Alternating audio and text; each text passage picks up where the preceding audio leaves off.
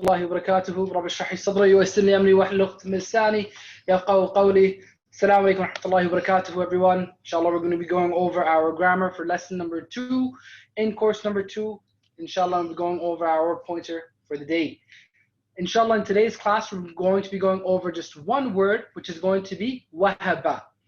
And you can see in the top left-hand side, what will be familiar for you, is the number of times that we've seen this word in the Quran.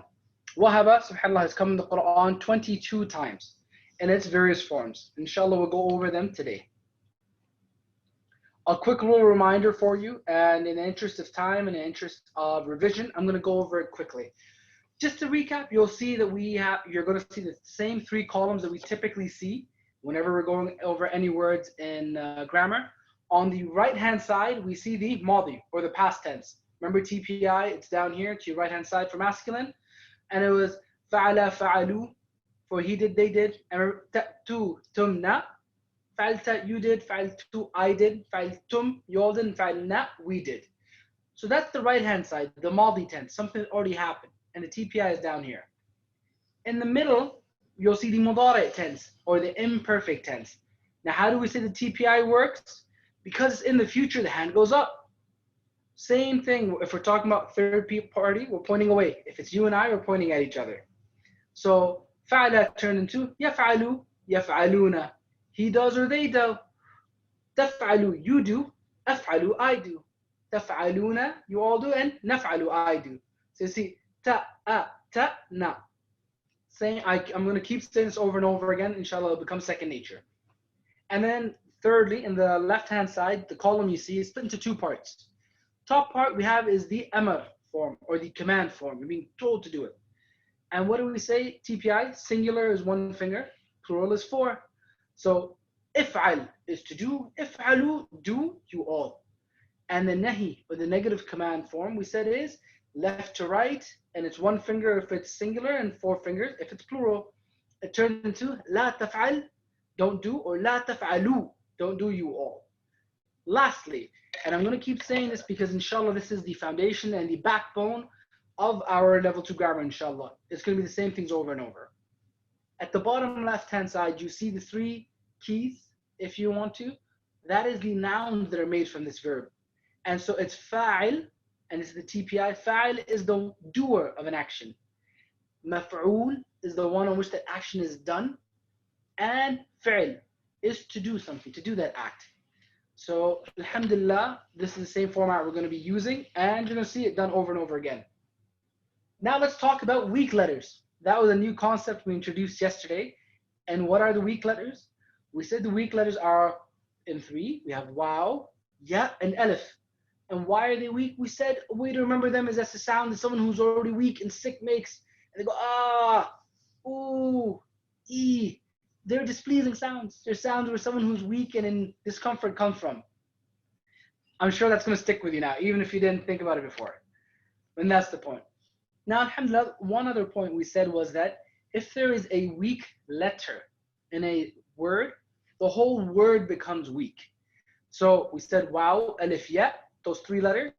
If that's in any word, the entire word it's referred to as a weak verb, or a weak word.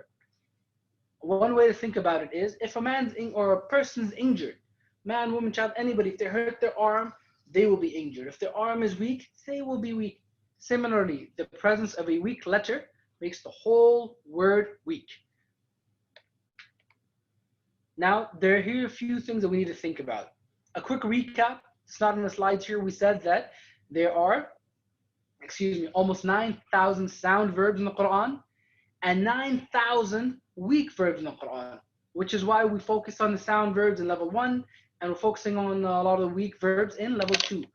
And that, as Jaleel and Ustaad mentioned earlier, my father, in yesterday's class, that refers to, or translates into mathematically, 1 of each per line. That tells you the significance and why we should want to learn these words, be able to identify them, so that we can get that closeness to the Quran. Now, the fundamental principles for us to remember when dealing with weak verbs are, number 1, they follow the same styles that we talked about for sound verbs. You remember the 4 styles? Fataha, Nasra, Daraba, Sami'a? Same thing applies here, alhamdulillah. That's one less thing for us to even learn. We should have already learned this from before. You'll notice, and just a quick reminder for you, you see those two columns. The right-hand side is the Madi, the past tense, and what makes these styles is how that word translates from Madi to Mudari. And we're talking specifically about the punctuation. So you see how Fataha turns to Yaftahu with a Fatha. Nasra turns to Yansuru with Dhamma. And Yadrabu turned into, Daraba turned into Yadribu with a Kasra. And lastly is Sami'a. That's easy to identify because it's the only one of the four styles that has a Kasra under the Mim. So it's Sami'a. Anything that follows that style, you'll be able to identify. Now, the second part, and this is the new part, to remember is that weak letters get tired. Should be easy enough to remember. They're weak, they get tired. It's what they do. And what that means for us is that they disappear from going, or they may be used interchangeably, or they exchange with one another when going from one form, Madi, to Mudari, to Amr. They drop or disappear. Why? Because they're weak. That's what they do. All jokes aside, one thing is that it also allows for it to be easy to say. And we'll see this through a lot of the examples, inshallah. In the Arabic language, you will see that Allah subhanahu wa ta'ala has said it's very easy for you to understand, to remember, and very it's easy to recite as well. When they transition from one form to the next, it's also, you can, with practice, notice, it takes the form that is easiest for you to pronounce. Inshallah, we'll see this with practice. Now, alhamdulillah, we finished our first part. Now let's get into the lesson for the day, which is the word wahaba. Wahaba, and you see the waw is in red. Why? Because that's the weak letter. The weak letter. That's how we know it's a weak verb. The first letter is weak, therefore, the whole word is weak. Now, what does wahaba means? It means he bestowed, or he granted, or he gave something big. It's meant to... You're meant to talk about something grandiose. It's not something small like a pen or a pencil. No, it's something grander than that. And where have we seen this in the Quran? Some of us may be familiar with this word. And the reason we do this, for me, over and over again, is that, remember, the point of this course is to identify with the Quran. There may be verses we already know, but now to actually understand them and to say them with meaning. Not just with memory, but with meaning, inshallah. May be familiar from the verse which says, ربنا لا تزغ قلوبنا بعد إذ هديتنا وهب لنا us وهب لنا من لدنك رحمة إنك أنت الوهاب. And you'll see again, alhamdulillah, with time, I find myself doing TPI. It helps me remember as well. And inshallah, with practice, all of us will. Inshallah. Say Ameen. Ameen. Now, let's start off with the first one for this, the first table for the word wahaba. You're going to see here, what we're going to start introducing now is to really be able to understand a word fully, a verb in all of its tenses. You just need to learn 6 keys. What 6 keys? The first word in the Madi tense. That will follow the same principles we've learned so far. And what we mean by that is we know the word is wahaba, he gave. Wahabu, they gave, nothing new. In terms of making it plural. Now remember, ta, tu, tum, na. Wahabta, you gave. Wahabtu, I gave. Wahabtum, you all gave.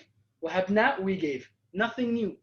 So the key point is if you can identify the first one of wahaba, the other 5 will follow seamlessly, inshallah. Nothing new. Now, alhamdulillah, we're going to go over this really quickly with Nasir by his help as well. I will ask, Hal wahaba, did he give? Na'am wahaba, yes, he gave. Jazakallah khair. How about all of them? Did they give? Hal wahabu? Na'am wahabu, yes, they gave. Jazakallah khair. How about you? Did you give? Hal wahabta? Na'am wahabtu, yes, I gave. Jazakallah. Now for all of you, did you all give? Hal wahabtum? Na'am wahabna, yes, we all gave. Jazakallah khair. So you see that? Ta, tu, tum, na. I'm going to keep saying this. Inshallah, it's going to be second nature for you. Now, a quick assessment. In the interest of time, we're going to skip over this. I'll give the answer. But the question here is, where have we seen the word wahaba in the Quran? And you'll see it's grayed out a little bit, but it's in Surah Al-An'am, verse 84, where it says, وَهَبْ لَنَا لَهُ إِسْحَاقَ وَيَعْقُوبَ. And we bestowed to them Ishaq and Yaqub. Alhamdulillah. Now, We said, remember, of the two things to remember about for weak verbs and weak letters is they follow the same patterns that we learned before. Fataha, nasara, daraba, sami'a. Now the idea is, okay, how can I identify which one of these four patterns the word wahaba relates to? Remember we said that the four patterns in the Madi tense, three of them all have fathas at the top. Fataha, nasara, daraba. Now for wahiba, we already have a kasra. So we know by default there's only one pattern it's going to follow, which is sami'a. Amber, sami'a, yasma'u. Alhamdulillah, we already know that. So we just found the second key. So we know that it's not wahiba, right? Because the word is wahaba. So we cancel that one altogether. Now we have to check which one of the three is it. Is it wahaba, which would turn to yawhabu, if we were to, once we turn into mudari tense, or is it yawhubu, if it follows nasara, and if it follows daraba, is it yawhibu? Which one of these is it? It follows the same pattern as fataha. So wahaba turns into yawhabu when we're doing the mudari tense. Now, alhamdulillah, yawhabu, sorry, I'm going to go back one thing to remember. We said that it's a weak letter, right? And we said weak letters get tired. So what does that mean? The waw in wahaba is dropped now. Now that we're going to the mudari tense, we said that whenever we're going there, it always has ya at the beginning. But waw is a weak letter. Poor thing gets tired. So now when it transfers up to from madi, the past tense, to the mudari tense, it's tired, so we drop it. So wahaba turns into yahabu. Alhamdulillah. And see, you'll notice it's very easy to say. It rolls off your tongue. Alhamdulillah. Your mouth is already at ya, so it's not yahibu, yahubu, yahabu. It flows right off. Alhamdulillah. Now, in the interest of time, we're going to go through a little faster. So we have yahabu. Exact same patterns apply. Yahabu, he gives. Yahabuna, they give. Tahabu, you give. Ahabu, I give. Tahabuna, you all give. And nahabu, we give. Ta, na. Nothing new, alhamdulillah. But that's your second key. Now, if we were to go over the spoken Arabic, if I were to ask, Hal yahabu, does he give? The answer is, with Nasr's help, Na'am yahabu. Yes, he gives. Hal yahabuna, do they give? Na'am yahabuna. Yes, they give. How about you? Hal tahabu, do you give? Na'am ahabu. Yes, I give. And all of you, Hal tahabuna? Na'am nahabu. Yes, we give. Jazakallah khair. Thank you, alhamdulillah. Quick assessment, where do we see the word yahabu in the Quran? We see it in Surah Ash-Shura, verse 49. Yahabu liman yasha'u inathan wa yuhibbu liman yasha'u dhukura. Alhamdulillah. Now, we've done the Madi tense, wahaba. We've done the Mudari tense, yahabu. Now, our third tense, remember, is the amr form. So how do we do it? Step number one is we remove the ya. At the first letter, remember, that's for Mudari. We said that the first letter is what's going to keep changing in that tense. So we drop it. The second step is we make the last letter silent. It's a command, so you're finishing on that last letter. And therefore, you're left with hab. Remember, the first verse we went through is hab, give, lana, give us. That's what that verse is referring to. Now, alhamdulillah, now that you know hab, you got your third key. With that one transformation, now you know how the next four are going to work. So hab turns to give, habu turns to give you all. La tahab, don't give, and la tahabu, don't give you all. Alhamdulillah. Now, Zubair, with your permission, I'm going to go through this a little faster in the interest of time. So if I were to say hab, give, the answer would be ahabu, I give. And if I were to say habu, give you all, the answer is nahabu, we give. Inshallah, ameen. And where do we see hab in the Quran? Rabbi habli min as-salihin. In Surah As-Safat, verse 100. Alhamdulillah. Now, the negative amr or the nahi tense, لا تهب, don't give, the answer would be لا أهب. No, I do not give. It's actually a short way of saying it. Now, if you were to say لا تهبوا, don't give you all, the answer is لا نهبوا. No, we won't give. Alhamdulillah. Now, the last and final part that I'll go through is the bottom left. Those are the three remaining keys. Remember, we said these are the nouns that you make from them. So, the fa'il, the person who is giving, the one who gives is called wahib. And the one who is given is called mawhub. And the act to give is wahab. So, wahib, mawhub, wahab. And these follow the exact same patterns that we talked about fa'il, maf'ul, and fi'l that we learned before. Nothing new here. So if we were to ask, هل أنت واهب? Are you a giver? The one who gives, sorry, the answer would be نعم أنا واهب. Yes, I do give. هل أنتم واهبون? Are you all the ones that give? نعم نحن واهبون. We are the ones that give, alhamdulillah. Where have we seen wahib, mawhub, or wahab in the Quran? In Surah Al-Imran, verse number 8, إِنَّكَ أَنْتَ الْوَهَّابِ. Besha. Now, alhamdulillah, as a quick little takeoff, and apologies for running slightly over, I'm going to go over, you can see, here's the tables that we have, with the Madi in the right, Mudara in the middle, Amr in the left, and the only addition that I'm going to make here, with your permission, is we're adding in the feminine form at the bottom, you see in purple. So in the Madi tense, remember, first of all, feminine, exact same inverse on the left-hand side. So wahaba, he gave, turned into wahabat, she gave. And yahabu, he gives, turned into tahabu, she gives. Remember, we said that the female tense is the same thing as tahabu. You give, she gives, tahabu. Same thing. And you can tell who it is by the context. That's all, alhamdulillah. Now, alhamdulillah, this whole table has gone through and we've been in the Quran 22 times. We will skip the repetition just for today's class, inshallah. But the thing I'd like to point out here is that these are the 6 keys that we talk about. By being able to identify these 6 words, and the 6 words start with what the Madi tense for wahaba. From there, we can get wahaba, wahabu, wahabta, wahabtu, wahabtum, wahabna. All of those follow the same principles. If we know the second key is to get the first word for the Mudari tense, yahabu, yahabun, we know all of them from there on end. Similarly, the third one is hab. From hab, habu, la tahabu, we can get these, alhamdulillah. And the last 3 are just the nouns that we make from them. So the fa'il, fa'il, maf'ul, fi'il, in this case, wahib, mawhub, and wahaba. Now, I will wrap this up, inshallah, with just a quick mnemonic. If you remember, we have the 4 styles for the sound words. Fatha, nasra, darba, sami'a. And for this case, for this weak verbs, we have 6, which is Allah will give, wahaba. It's a promise, wa'ada.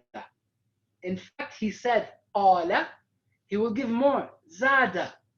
Therefore, pray to him, da'a, for guidance, hada. Inshallah, we'll go over this over and over and over again. But one quick cheat sheet here, you'll see the weak letters are at the beginning, middle, and the end for this. Inshallah, these will cover all the forms that we need to. Alhamdulillah, there's some homework here. I'd request that you go over this. Inshallah, we'll be sending out the presentation soon as well. But the idea here is that you go over the tenses, translate one of the verses from Arabic to English, and then from English to Arabic, and then respond with one of these words, inshallah. I will go over this. I will skip over this one because inshallah you'll do it as part of homework. And another part is to take the same word that we learned today about wahaba and apply this onto another word, which is wada'a. He put. It follows the same keys. So here's going to be a test for us, inshallah. And you'll see they already gave you one of the answers, bottom left, for wada'un. Alhamdulillah, we're done with this. I'll skip over the homework since we know them, but I will repeat that the best way to learn is to teach. There's lots of presentations for you. Proof positive here, alhamdulillah. Any training that's required, you can find online or ask any one of us. I'll wrap up with a dua that may Allah subhanahu wa ta'ala help us to recite, understand, ponder, implement, propagate, memorize the Quran. سبحانك اللهم وبحمدك نشهد أن لا إله إلا أنت نستغفرك ونتوب إليك. جزاك الله خيرا. And with that, I will pass back to the group and open up for